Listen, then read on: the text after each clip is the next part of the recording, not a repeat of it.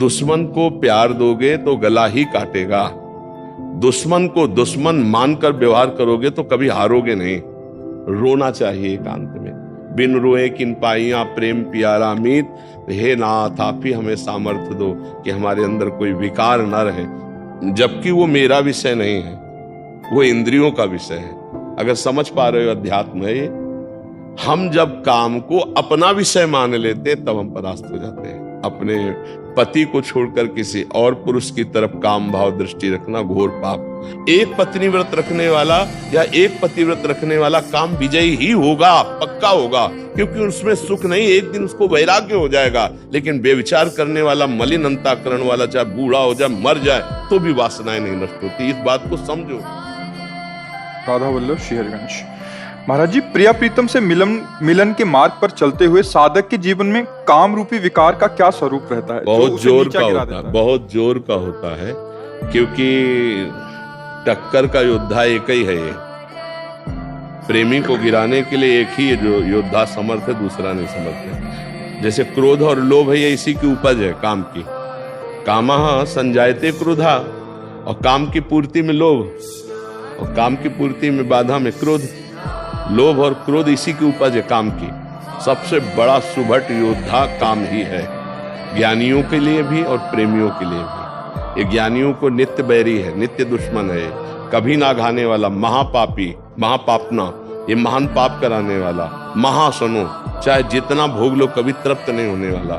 तो जैसे ही हमारे हृदय में, वैसे सबके हृदय में काम है, लेकिन जैसे ही हम काम विजयी होने की सोचते हैं, वैसे ही अपना विशेष रंग दिखाता है। प्रिया प्रीतम के मिलन का मतलब काम विजयी होना, भगवत प्राप्ति का मतलब काम विजयी होना।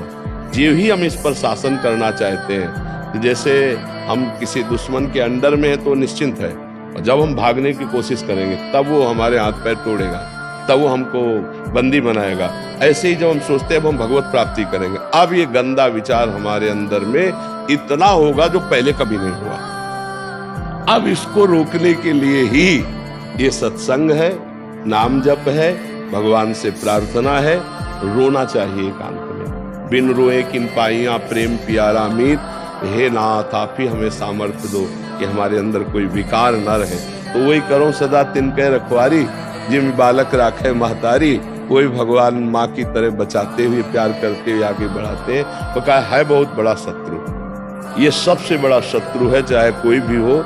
ये इस दुश्मन को बिना नाम जप के और बिना गुरु आश्रय के परास्त नहीं किया जा सकता है। भगवान ने काम पर विजय प्राप्त करने के लिए अर्जुन को आज्ञा दी है कि बहुत खाने वाला, कभी ना घाने वाला, ज्ञानियों का नित्य दुश्मन ये काम है, यही गिराता है। इसलिए अर्जुन इसको तू मार, किससे?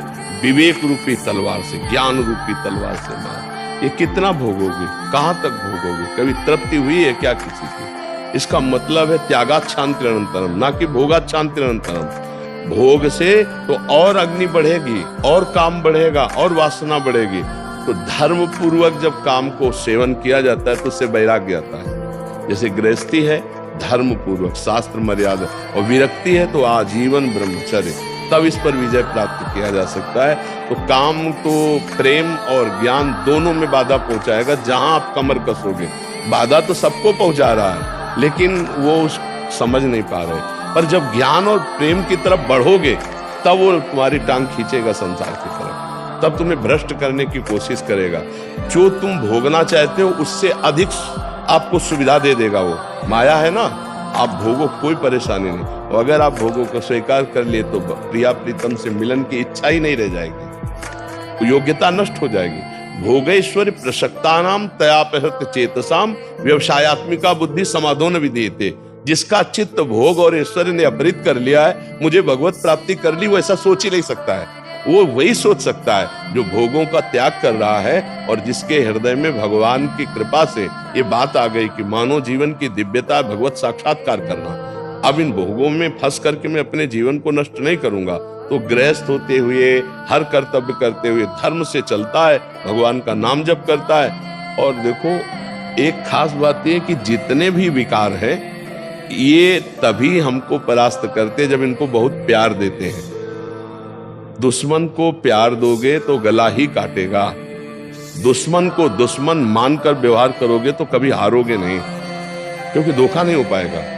अगर दुश्मन को दोस्त मान करके रख लिया तो गला काट देगा। हम लोग ये बेवकूफी कर चुके हैं बहुत जन्मों से कि काम, क्रोध, लोभ, मोह, मद, मत्सरी हमारे मन में है, हृदय में देखो, पर हम इनको इतना छुपा के रखते हैं कि किसी से कह नहीं सकते।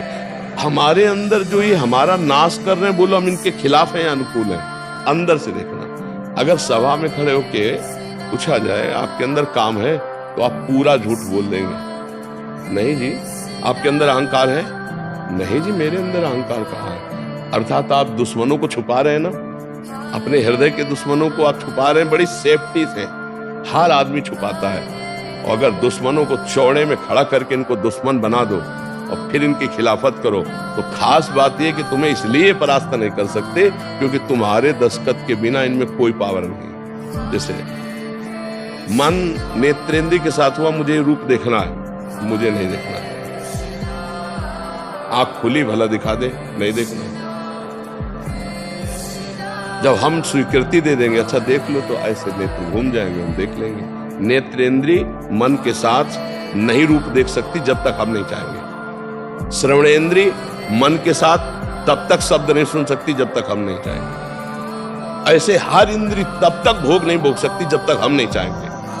तो हम चाह को अपनी ना जानकर इनकी चाह को अपनी मान लिया, इसलिए हमारा नाश हो रहा है। मांग रहा है अंदर से काम, और हम क्या कर रहे हैं, हम मान लिए कि मेरी मांग है। दुश्मन की बात को हम अपनी बात मान लिए, तो हम मरते चले जा रहे, जबकि वो मेरा विषय नहीं है, वो इंद्रियों का विषय है। अगर समझ पा रहे हो अध्यात्म में, हम जब काम को अपना विषय मान लेते तब हम परास्त हो जाते हैं। नहीं, जबकि वो आपकी मांग नहीं, आपके दुश्मन काम की मांग है।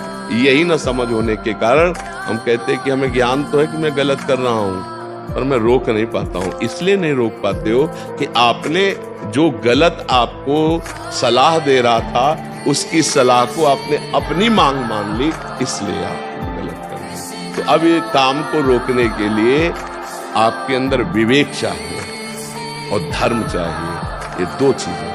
गृहस्थ हो तो धर्म पूर्वक अपने विषय का सेवन करो, तो भगवान की प्राप्ति में बाधा नहीं पड़ेगी। विरक्त हो तो किसी भी तरह से विषय संयोग है ही नहीं, क्योंकि विरक्त है। गृहस्थ में एक मर्यादा है। अब जैसे पति पत्नी का भाव है, गृहस्थ में जो अन्य भी भोग हैं, अगर उन्हें धर्म पूर्वक आप सेवन नहीं करते तो अपराध है, अधर्म पूर्वक अगर आप सेवन करते तो अपराध है। दोनों बातें हैं। बहुत धर्म पूर्वक उनका सेवन करना है क्योंकि आप गृहस्थ हैं। अधर्म पूर्वक भोगों का त्याग करना है। जैसे ब्याह हो गया, अपने पति को छोड़कर किसी और पुरुष की तरफ काम भाव दृष्टि रखना घोर पाप। अपनी पत्नी के सिवा किसी और स्त्री की तरफ दृष्टि रख, ये घोर पाप। अब ये कहाँ, आज का समाज धीरे धीरे बदलता चला जा रहा है ना, तो वो कैसे हो, तो मलिन हृदय भला काम विजयी होगा। तो गृहस्थ में धर्म पूर्वक भोगा हुआ काम भी उसे भगवत प्राप्ति करा देगा।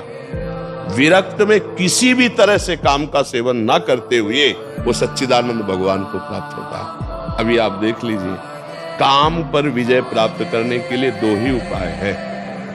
एक प्रवृत्ति मार्ग से जाते हुए धर्म पूर्वक भोगते हुए वैराग्य को प्राप्त होना, और एक निवृत्ति मार्ग से जड़ से उसको नाश करते हुए, किसी भी तरह उसका संयोग न होते हुए परमात्मा को प्राप्त करना।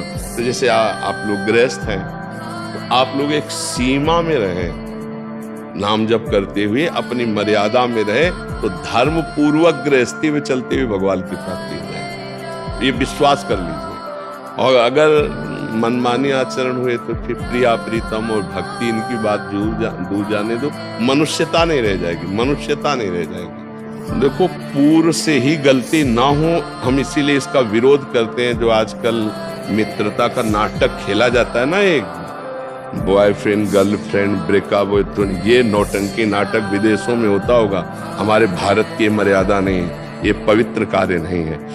भगवत प्राप्ति या प्रिया प्रीतम से मिलन ये तभी हो सकता है जब हमारा चरित्र पवित्र हो, जब हमारी इंद्रियां पवित्र हो, हमारा मन पवित्र हो, हम काम विजयी हो, एक पत्नी व्रत रखने वाला या एक पति व्रत रखने वाला काम विजयी ही होगा, पक्का होगा, क्योंकि उसमें सुख नहीं, एक दिन उसको वैराग्य हो जाएगा। लेकिन बेविचार करने वाला, मलिन अंतःकरण वाला, चाहे बूढ़ा हो जाए, मर जाए, तो भी वासनाएं नहीं नष्ट होती। इस बात को समझो, इस सिद्धांत को समझो। आजकल नए बच्चे ही चरित्रहीन हो रहे, कैसे जाकर भगवत प्राप्ति या राष्ट्र सेवा या दिव्यता इनमें कैसे आ पाएगी? तो काम विजय होने के लिए पहले चरित्र पावन करें, इंद्रियों को नाम जप के द्वारा और विवेक बुद्धि से मन को शासन में लेकर के इन शत्रुओं का नाश करें, तब भगवत साक्षात्कार होता है। और ये सब सहज में हो जाता है, कोई परेशानी नहीं पड़ती। हमारा लक्ष्य बन जाए, सत्संग सुनते हमारा लक्ष्य बन जाए भगवत प्राप्ति, हमारा लक्ष्य बन जाए धर्म से चलना, हमारा लक्ष्य बन जाए पति प्रेम, हमारा लक्ष्य बन जाए एक सीमा में स्थित रहना, अभी सब ठीक हो जाए। लेकिन मन के अनुसार या काम वेदना के अनुसार या हमारी गंदी वृत्ति के अनुसार, तब तो हमारा सर्वनाश हो जाएगा। भगवत प्राप्ति तो बहुत ऊंची बात है, हम एक मनुष्य कहलाने योग्य नहीं रह जाएंगे। हमारा जीवन सर्वस्व ये काम नष्ट कर देगा। जरा सी गलती हुई, आजीवन कारावास भोग रहे। जरा सा काम ने अपना अधिकार दिखा दिया, गोली मार दी गई। जरा सा काम ने अपना अधिकार दिखा दिया, फांसी की सजा दी गई। ये क्या है? अगर हम विवेक से नहीं चलेंगे तो हमारा सर्वनाश काम कर देगा। भगवत प्राप्ति तो बहुत दूर है, बहुत बड़ा राक्षस है ये काम, और धर्म पूर्वक भोगा गया काम भगवान का स्वरूप भी है। ये भी बात समझ लो। भगवान ने गीता में जी कहा है, धर्म पूर्वक भोगा हुआ काम मैं हूं। तो आप लोग गृहस्थ में है तो धर्म पूर्वक है, और विरक्त का काम का सर्वतः त्याग है। काम क्रोध मद मान न मोहा, लोभ न क्षोभ राग नहीं द्रोहा, जिनके कपट दंभ नहीं माया, जिनके हृदय बसो न बुझाया। तो समझ पा रहे हो आप सब? ये भगवत मार्ग है। बहुत पहले चरित्र पावन, तभी तो पवित्र भगवान का साक्षात्कार होता है। और इस काम जैसे राक्षस ने सबके हृदय को अपवित्र करने की ठान ली है। कोई बचेगा तो गुरु कृपा पात्र बचेगा, भगवत कृपा पात्र बचेगा, जो बुद्धि से सोच रहा है कि नहीं ये दुश्मन है तो बच जाएगा, नहीं अगर मित्र मानेगा तो कैसे बच पाएगा। और आजकल बच पाना और दुर्लभ हो गया, क्योंकि मोबाइल भगवान है। मोबाइल भगवान में जहां जो जिस प्रदेश का, जिस देश का जो चाहो दृश्य देख सकते हो, नहीं उसमें सब कुछ विराजमान है। वो विश्व रूप है। मोबाइल मानो भगवान का विश्व रूप है, आप जो चाहो देख सकते हो। नए नए बच्चे पढ़े लिखे अब मोबाइल में गंदी बातें देखेंगे, गंदे विचार आएंगे, गंदी क्रियाएं करेंगे, कैसे उनको भगवत प्राप्ति का लक्ष्य बनेगा? कैसे? भगवत प्राप्ति तो बहुत दुर्लभ बात है। मनुष्यता नहीं आ पा रही है। मनुष्यता से दूर होते जा रहे, राक्षसी बुद्धि बढ़ती जा रही, गंदे व्यसन करते जा रहे, गंदे आचरण करते। हम कई बार एकांतिक में कहा है कि आप देखो, समझ नहीं पा रहे हो, आप कितने गर्त में गिर रहे हो। आज ये बॉयफ्रेंड से बेकअप, कल उस बॉयफ्रेंड से, परसों उस बॉयफ्रेंड से, ऐसे गर्लफ्रेंड से है क्या? इसे अगर सच्ची भाषा में कहो तो व्यभिचार कहते हैं। और इस व्यभिचार दोष से जिसका चित्त युक्त है, वो पूरा जीवन अपना बर्बाद कर रहा है, क्योंकि वो व्यसन से युक्त हो जाएगा, गंदी बात से युक्त हो जाएगा। परमार्थ की बात जाने तो व्यवहार ठीक से नहीं निभा पाएगा, एक परिवार को वो नहीं सुखी कर पाएगा। एक परिवार में वो अगर जाएगा तो वो सुखी नहीं कर पाएगा, क्योंकि उसकी वृत्ति गंदी हो चुकी है। इसलिए हमें लगता है कि भगवत प्राप्ति के लिए आपने प्रश्न किया है तो बहुत ही श्रेष्ठ है। हम सब उन माता पिता से प्रार्थना करते हैं कि अपने बच्चों को सतमार्ग का उपदेश करें, बिना अध्यात्म के सुधार नहीं होता। और उन जवान भाइयों से प्रार्थना करते हैं कि आप अपने मन को सतमार्ग में लाइए, नहीं तो ये कभी आपको चैन नहीं लेने देगा। ऐसी गलतियां हो जाएंगी जिसे पूरा जीवन पश्चाताप करना पड़ेगा। ऐसी ऐसी गलती हो जाती है जिसका कोई, अगर दंड ना मिले भी, सरकारी कानूनी दंड ना मिले, हम बच जाते हैं, तो हमारा मन हमको जला जला के ऐसा दंड देता रहेगा, पूरे जीवन अशांति और असंतुष्टता रहेगी।